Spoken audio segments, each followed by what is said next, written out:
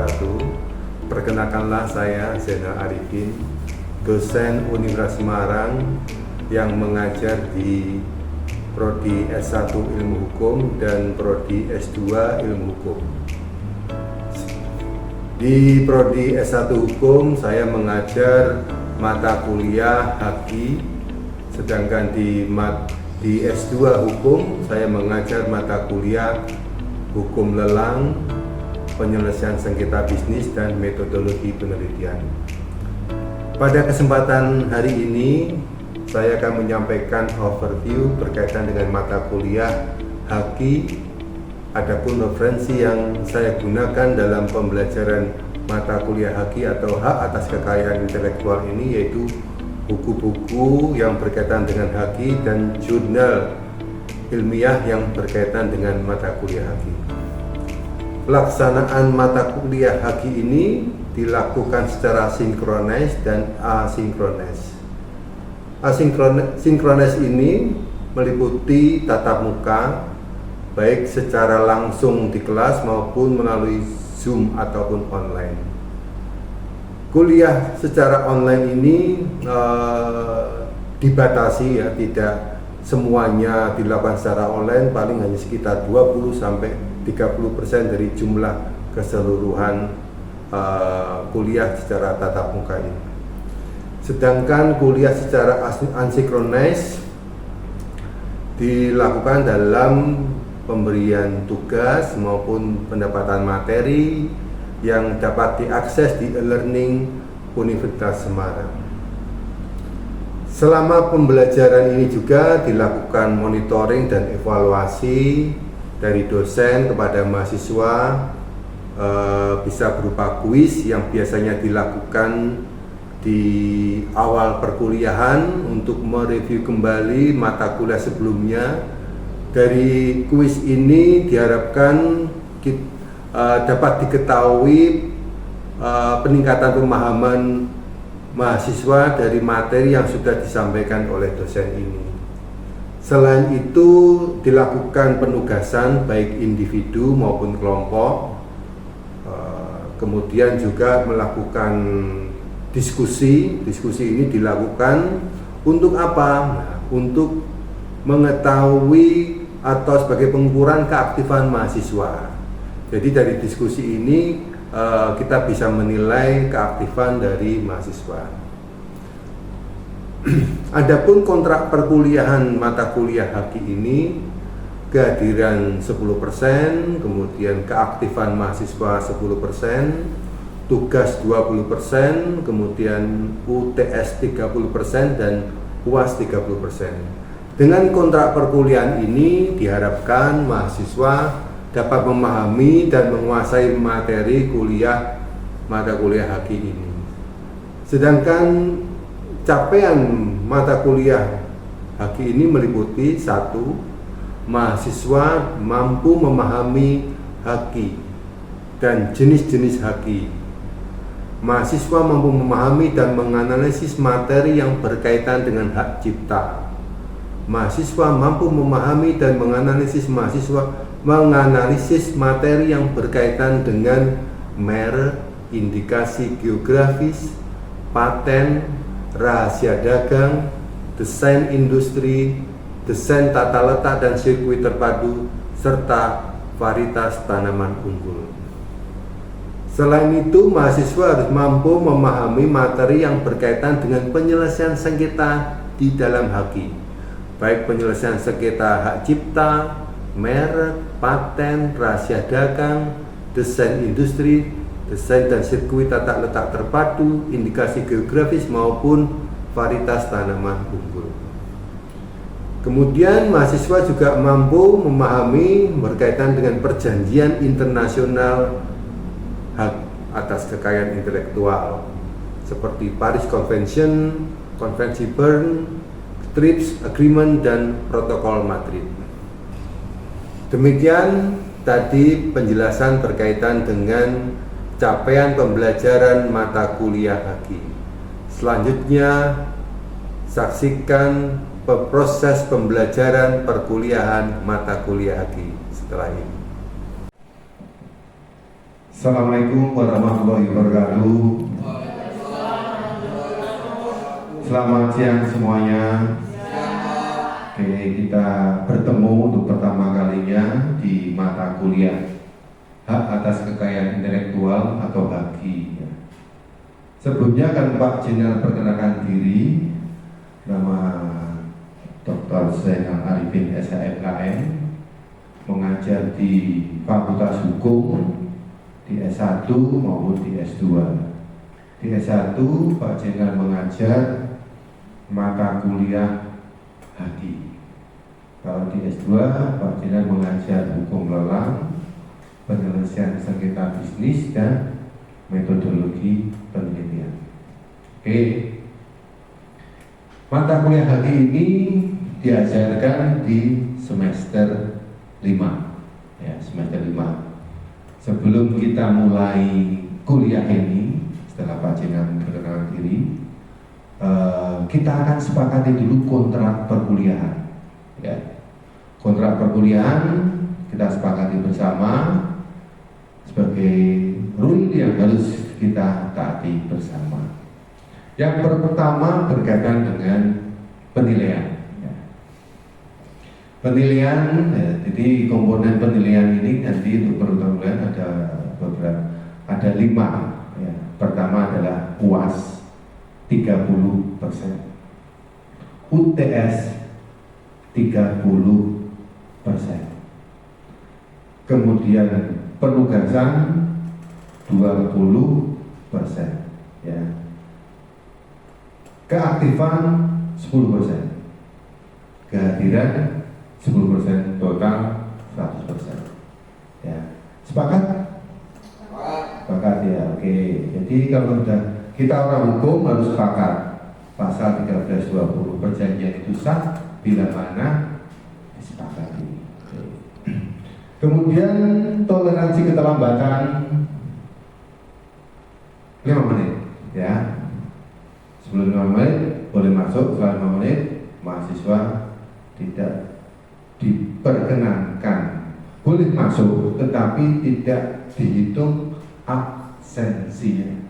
Ya, ini sebagai wujud mahasiswa harus disiplin hadir tepat waktu. Jadi Pak Jenderal tidak akan mengurangi hak kalian untuk belajar, tetapi hak kalian secara administrasi karena terlambat tidak dapat dihitung kehadirannya. Oke, kita langsung masuk ke dalam materi. Ya, pengenalan apa itu HAKI? Ya. HAKI atau hak kekayaan intelektual. Ya, jadi ini ada beberapa definisi dari hak kekayaan intelektual. Kalau menurut Oka Saidin adalah hak kebendaan, hak atas suatu benda yang bersumber dari hasil kerja otak, hasil kerja rasio, hasil kerja olah rasio yang berupa benda imaterial. Ya. Kemudian kalau menurut David Bainbridge, HAKI adalah hak atas kekayaan intelektual manusia yang berasal dari hasil kreatif, kemampuan daya pikir manusia yang diekspresikan dalam bentuk nyata serta bermanfaat untuk menunjang kehidupan. Itu definisi dari dua ahli di bidang HAKI. Sedangkan HAKI sendiri terbagi menjadi 2. Hak kekayaan intelektual, yaitu hak yang berkaitan dengan inovasi, invensi yang berhubungan dengan kegiatan industri. Ya. Kemudian copyright atau hak cipta, ya, yang berupa karya seni, sastra, film, ilmu pengetahuan. Ya. Sampai di sini ada pertanyaan berkaitan dengan HAKI. Oke, kita lanjut. Ya. Jadi di dalam konsep hak atas kekayaan intelektual ini memberikan 2 perlindungan, ya, yaitu langsung kepada hak milik asli dari hasil pemikiran yang melekat pada pemilik atau penciptanya. Kemudian yang kedua, memberikan perlindungan dari hak yang diperoleh pihak lain atas seizin pemilik atau penciptanya. Kalau yang pertama itu langsung contoh berkaitan dengan pencipta. Jadi pencipta langsung diberikan perlindungan. Ya, pencipta lagu contoh Pak Ahmad Dhani menciptakan lagu Kangen gitu, kemudian divariasi ditiru oleh orang lain, atau lagu itu dinyanyikan oleh orang lain tanpa izin di konser ataupun yang bersifat komersil. Di sini Ahmad Dhani mendapatkan perlindungan hukum, dia sebagai pencipta. Sedangkan hak yang diperoleh oleh pihak lain yang mendapatkan izin dari pemilik ataupun pencipta, contoh Gramedia, tahu Gramedia kan?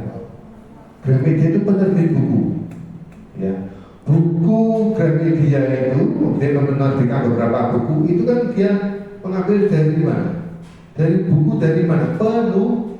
Penulis. Nah, penulis ini memberikan izin kepada Gramedia, salah satu yang contoh Pak Jaya berikan tanpa menyebutkan dia. Contoh salah satu merek. Jadi Gramedia ini dia mendapatkan hak dari penulis untuk memperbanyak, menggandakan, mendistribusikan. Di sini apabila buku yang sudah diterbitkan oleh Gramedia dipalsukan atau ditiru, dibaca oleh orang lain, maka di sini Gramedia mendapatkan perlindungan hukum. Ini, oke. Ya, sekarang kita lanjut. Haki ini menarik, ya, dengan semakin berkembangnya ilmu pengetahuan dan teknologi, ya. Kalian tahu handphone, ya, handphone. Nah, handphone mereknya apa ya? Apa? Xiaomi, ya kan? Xiaomi itu dari handphone aja ini, coba ya, pinjam handphone ya. Oke, handphone ini pun dalam handphone ini juga terdapat banyak jenis haki. Handphone ini pertama adalah hak cipta, ada nggak? Ada hak cipta. Berupa apa? Ayo, berupa apa? Ayo Mbak Novi, berupa apa hak ciptanya? Hak cipta kok. Ayo, lupa. Hak cipta berupa apa? Di dalam handphone ini software ini ada hak ciptanya. Nah, ini Pak Jena memberikan contoh handphone agar masyarakat dan dapat lebih mudah memahami handphone. Kemudian ada merek nggak? Ada nggak? Mereknya apa? Xiaomi. Nah, ada nggak paten? Ada. Patennya apa? Ayo, teknologi yang ada di sini, kameranya, touchscreen, ini adalah paten. Rahasia dagang ada nggak? Ada. Kemudian desain industri ada nggak? Ada. Ya, lupa apa? Desainnya. Rahasia dagang ada? Ada. Jadi total ada berapa? 6. Dalam handphone ini aja total ada 6 jenis hak kekayaan intelektual. Ini dari 6 ya. Yang belum masuk apa? Varietas tanaman unggul. Kalau sirkuit dan desain tata kota itu ada nggak di sini? Ada. Benar ya, total 6. Kemudian yang terakhir adalah yang belum masuk adalah indikasi geografis. Dari 8 jenis haki di handphone Xiaomi ini ada 6 jenis haki. Ini untuk mempermudah mahasiswa tahu jenis-jenis daripada hak kekayaan intelektual. Terima kasih Mbak. Dimasukkan handphonenya.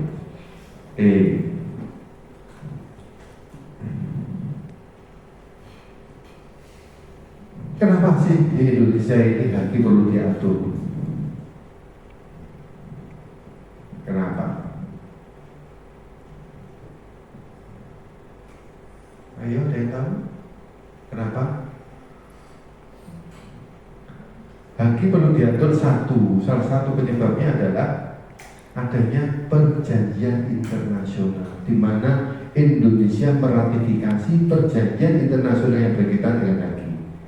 Salah satu kewajibannya adalah Indonesia harus mempunyai aturan hukum, regulasi yang mengatur tentang haji, baik itu merek, paten, rahasia dagang, hak cipta dan sebagainya, tergantung jenis perjanjian internasional yang diratifikasi oleh Indonesia. Ya, ada TRIPS, ada Paris Convention, ya.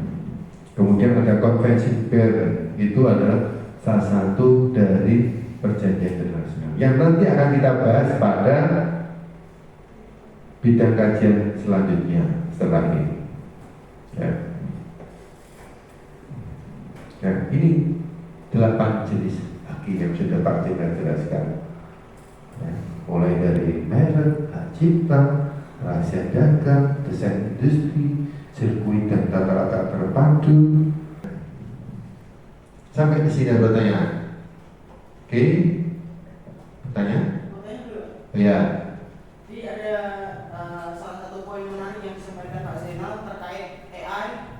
Nah itu hasil dari AI itu apakah bisa dianggap sebagai karya pribadi Pak melalui prompt itu? Karena kemarin sempat ramai juga terkait ada anomali namanya Tonton Sahur itu dijadikan karakter di sebelah developer game Pak. Oke, ya. Jadi memang belum ada aturan secara khusus berkaitan dengan AI. Tapi perlu diingat, ya, AI bukan subjek hukum, ya, bukan subjek hukum. Jadi siapa subjek hukumnya? Yang mengendalikan atau yang menjalankan AI tersebut. Jadi itu yang bertanggung jawab. Ya, itu yang harus mahasiswa tahu. AI bukan subjek hukum. Jadi yang harus ada yang bertanggung jawab. Nah ini kita tungguin aturan yang mengatur tentang AI ya. Oke, yang kedua adalah pencipta. Ya, pencipta di sini adalah seseorang atau beberapa orang yang sendiri-sendiri atau bersama-sama menghasilkan suatu ciptaan yang bersifat khas dan pribadi. Contoh Ahmad Dhani bisa menyanyikan lagu sendiri, Ahmad Dhani dengan Andra, atau langsung nama bandnya langsung Noah katakanlah. Itu dia termasuk sebagai pencipta, bisa seseorang atau juga nama bandnya bisa. Kemudian ciptaan. Nah, ciptaan ini adalah setiap hasil karya cipta di bidang ilmu pengetahuan, seni dan sastra yang dihasilkan atas inspirasi, kemampuan, pikiran, imajinasi, kecekatan, keterampilan atau keahlian yang diekspresikan dalam bentuk nyata. Kata kuncinya adalah ilmu pengetahuan, seni dan sastra yang masuk dalam kategori hak cipta. Pak Cina lanjutkan. Oke. Kemudian unsur selanjutnya adalah pemegang hak cipta. Pemegang hak cipta ini siapa? Pencipta sebagai pemilik hak cipta. Kemudian pihak yang menerima hak tersebut secara sah dari pencipta. Contoh yang Pak Jena tadi sampaikan, Gramedia, di penerbit 3 serangkai, Intan Pariwara dan seterusnya. Itu salah satu contoh. Ya, atau untuk pernah nonton Liga Indonesia. Nah, itu pemegang hak ciptanya siapa? Indonesia. Dia menerima dari siapa?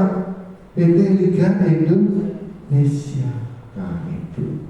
Atau pihak lain yang menerima lebih lanjut hak tersebut dari pihak yang menerima hak tersebut secara sah. Yang ketiga lagi, contoh kalau mahasiswa di sini ada film siapa produsernya? Contoh Imajinasi, Pak. Warner bro, Warner, ya kan? Kemudian apa lagi? Disney, mana lagi? Marvel, itu dia pemiliknya. Dia menyerahkan kepada pihak lain sebagai apa? Distributor untuk menayangkan film, mengedarkan di bagi wilayah Asia siapa. Kemudian ditunjuklah di Indonesia. Nah, ini namanya pihak lain yang menerima lebih lanjut. Atau pernah nonton siaran Liga Inggris? Nah, pemiliknya siapa? FA, ya kan?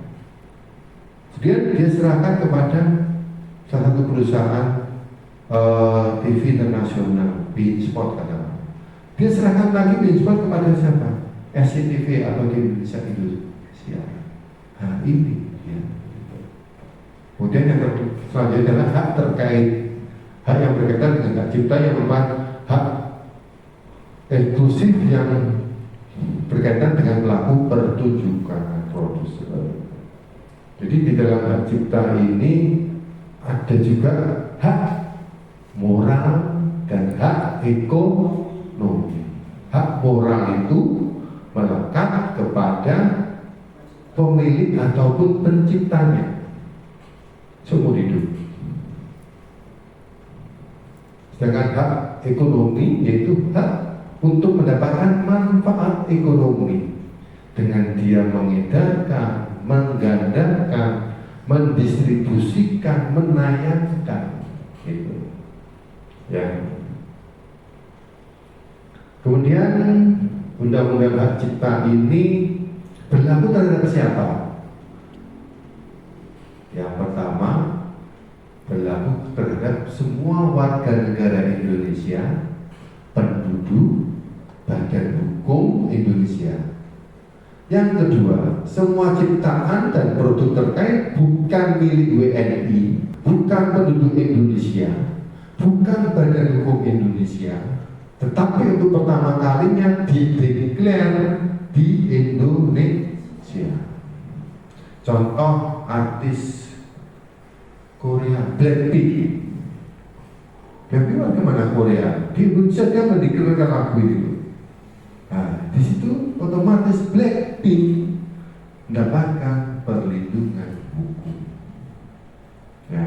Kemudian yang ketiga, semua ciptaan atau produk terkait dengan hak terkait atau pengguna ciptaan dari bukan WNI, bukan penduduk Indonesia, bukan badan hukum Indonesia, tetapi satu, negaranya mempunyai perjanjian bilateral dengan Indonesia tentang hak cipta atau hak terkait. Contoh, Indonesia dengan Malaysia punya perlindungan tentang hak cipta.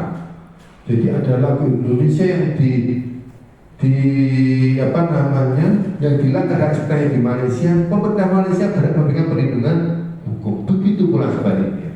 Atau negara tersebut dengan negara Indonesia sama-sama masuk dalam perjanjian internasional tentang hak cipta. Contoh Indonesia dengan India India itu kalau film India di Indonesia wajib memberikan perlindungan hukum bila mana film India dibajak dan sebagainya. Oke. Sekarang Pak Jen akan berikan contoh. Ya. Ini biar suasana perkuliahan menarik. Bentar. Coba kalian perhatikan lagu ini.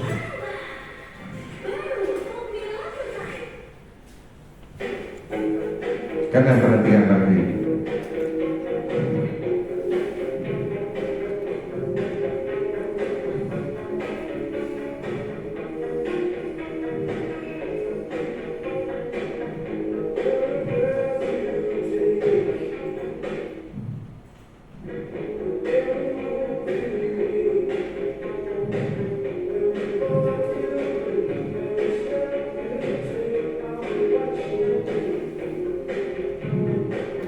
Ya. Oke, sekarang Pak Jena ganti.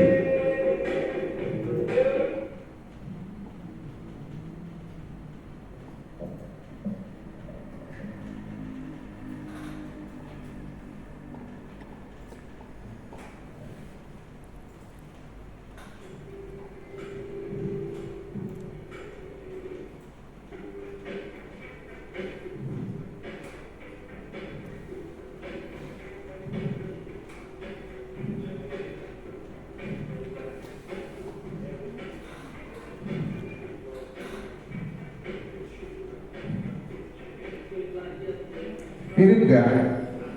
Mirip. Melanggar hak cipta nggak? Ayo, melanggar hak cipta nggak? Melanggar. Yang menjawab melanggar siapa lagi? Ayo. Ayo. 1, 2. Yang tidak menjawab, yang tidak melanggar. Ayo. Oke. Jawabannya adalah tidak melanggar. Kenapa Pak Cina kok tidak melanggar? Karena Pak Didi ini sudah membayar royalti. Sudah membayar royalti. Sudah izin kepada penciptanya.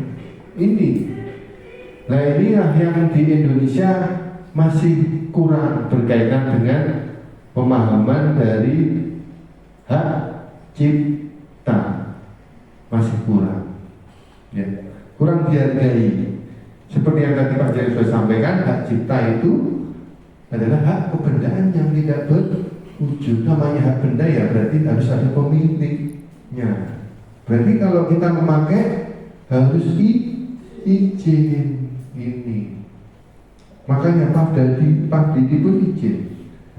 Bayar berapa? Coba dicari di Google, coba di handphone kalian, coba kalian cari berapa dia harus membayar. Di Indonesia hal itu masih dianggap sebagai bukan suatu kebiasaan, ya. Berapa coba? Berapa dolar? Jika dirupiahkan berapa? Sekitar 75 juta. Iya kan? Benar nggak? Wah, setiap hari Pak Didi membayar royalti untuk lagu itu. Di Indonesia untuk izin aja yang bayar 5 juta, 10 juta, penyanyi keberatan, sehingga timbul sengketa. Bahkan ada usulan penyanyi tanpa perlu izin menyanyi. Ini yang menjadi salah kaprah. Karena di dalam aturan undang-undang hak cipta sudah diatur berkaitan dengan hak dan kewajiban, ya, diatur apa yang menjadi hak dari pencipta. Pencipta boleh melarang. Nanti kita akan sampai materi yang berkaitan dengan hak dan kewajiban pencipta. Oke, ada lagi pertanyaan sebelum Pak Jenderal akhiri sesi ini? Oke, kalau nggak ada kita akhiri, kita nanti langsung lanjut ke sesi berikutnya tentang undang-undang hak cipta. Demikian pertemuan kita pada siang hari ini. Terima kasih. Wassalamualaikum warahmatullahi wabarakatuh.